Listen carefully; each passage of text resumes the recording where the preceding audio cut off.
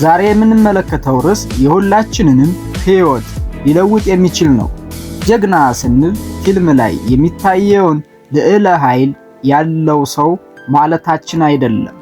እውነተኛ ጀግና ማለት በየዕለቱ በትዕግስት በሐቀኝነትና በኃላፊነት የሚኖር በባህሪው ሌሎችን የሚመራ ሰው ማለት ነው።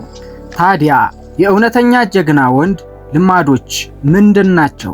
በጋራ ሆነን 10 ወሳኝ ልማዶችን በጥልቀት እንመልከት።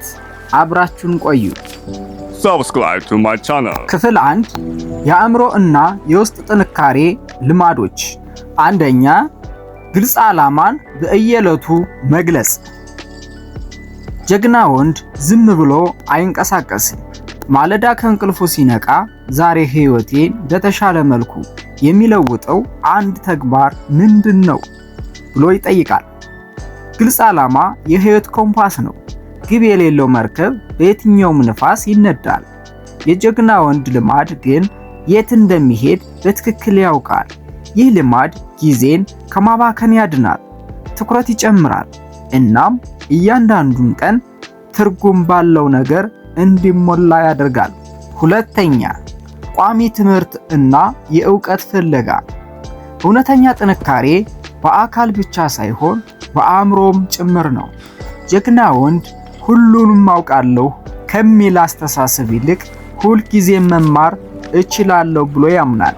ንባብ፣ አዲስ ክህሎቶችን መሞከር ወይም ከጥበበኞች መማር የጀግና ወንድ ዕለት ተዕለት ተግባር ነው።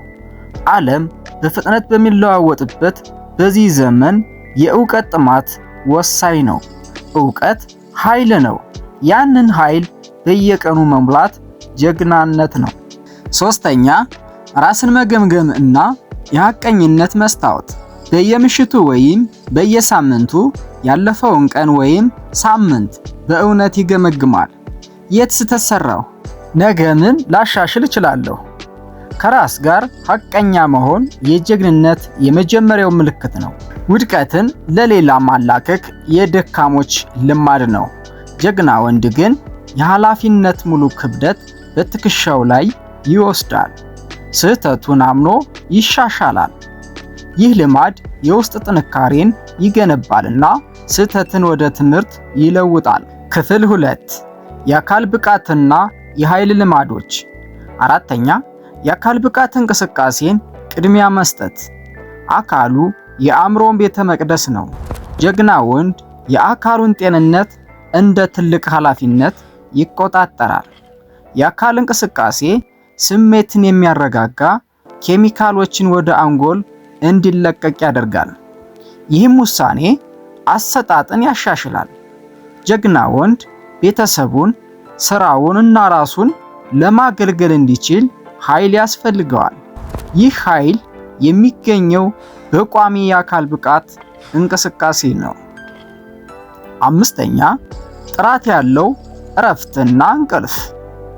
ጀግና ወንድ ለስራ ብቻ ሳይሆን ለእረፍትም ቅድሚያ ይሰጣል። ብዙ ሰዎች እረፍት ማጣት ታላቅነት ነው ብለው ያስባሉ። እውነት ግን አይደለም።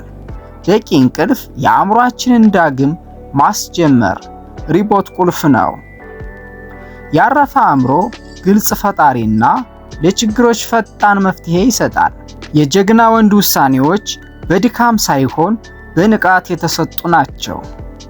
ክፍል 3 ማህበራዊና የባህሪ ልማዶች። ስድስተኛ፣ ተግባር እንጂ ንግግር አለማብዛት። ጀግና ወንድ የቃላቱን ዋጋ ያውቃል። ተስፋ ሲሰጥ ይፈጽማል። ቃላትን ማብዛት የደካሞች መለያ ነው። ታላቅነትን በንግግር ሳይሆን በተግባር ማረጋገጥ የጀግና ወንድ ልማድ ነው። ሰዎችን በማይጨበጥ ተስፋ ከመማረክ ይልቅ ጥቂት ተናግሮ በስራ ማሳየት የመተማመንና የአክብሮት ምንጭ ነው። ሰባተኛ፣ የሌሎችን ድል ማክበር። እውነተኛ ጀግና በሌሎች ስኬቶች አይቀናም። የጀግና ወንድ ማንነት በሌላው ድል አይናወጥም። የሌሎችን ድካምና ስኬት ያከብራል። ይህ ልማድ ውስጣዊ ሰላምን ያሳያል እና የሌሎችን ልብ ይስባል። ደካማ ወንድ ብቻ ነው በቅናት የሚቃጠለው። ጀግና ወንድ ግን አብሮ በማክበር ጥንካሬውን ያሳያል። 8ኛ የቃሉ ሰው መሆን። የጀግና ወንድ ቃል እንደ ፊርማ ነው። ቃልህን ጠብቅ። ይህ ከጓደኛህ፣ ከትዳርህ ጓደኛህ፣ ከልጆችህና ከሥራ ባልደረቦችህ ጋር የሚኖርህን ግንኙነት የሚገነባ ዋናው መሰረት ነው። የገባውን ቃል የማይፈጽም ሰው እምነት ያጣል። እምነት ደግሞ በሕይወት ውስጥ የሁሉ ነገር ምንጭ ነው። 9ኛ ለማህበረሰብ አስተዋጽኦ ማድረግ። ጀግና ወንድ ለራሱ ብቻ አይኖርም። በማህበረሰቡ ውስጥ ባለው ችግር ላይ ከመተቸት ይልቅ የመፍትሄው አካል ለመሆን ይጥራል። ጊዜውን፣ ገንዘቡን ወይም ዕውቀቱን ለሌሎች በመስጠት የሕይወቱን ትርጉም ያሰፋል። ይህ ልማድ የኃላፊነት ስሜትንና ከራስ በላይ ማሰብን ይገልጻል። 10ኛ እውነተኛ መስጋኝነት መለማመድ። ልማድ ጀግና ወንድ ሁልጊዜ ባለው ነገር ያመሰግናል። ምስጋና የሕይወትን እይታ ይለውጣል። በሕይወት ውስጥ ያለውን መልካም ነገር ብቻ ሳይሆን ፈተናዎችንም እንደ ዕድል በመቁጠር አመስጋኝ ይሆናል። ምስጋና ከውስጥ የመጣ ሰላምን ስለሚሰጥ የጀግና ወንድን መንፈስ ሁልጊዜ ያጠነክራል። ውድ አድማጮች፣ የጀግና ወንድነት በድንገት የሚመጣ ነገር አይደለም። እነዚህ 10 ልማዶች በየዕለቱ በጥንቃቄ የሚገነቡ የባህሪ ምሰሶዎች ናቸው። ጀግና ለመሆን ዛሬውኑ ይጀምሩ። በእያንዳንዱ ቀን ራስዎን፣ ቤተሰብዎን እና ማህበረሰብዎን የሚያገለግል ልማድ ይፍጠሩ። አዳዲስ ለሆናችሁ ሰብስክራይብ እና ላይክ ስለምታደርጉም ከልብ አመሰግናለሁ። ቻው።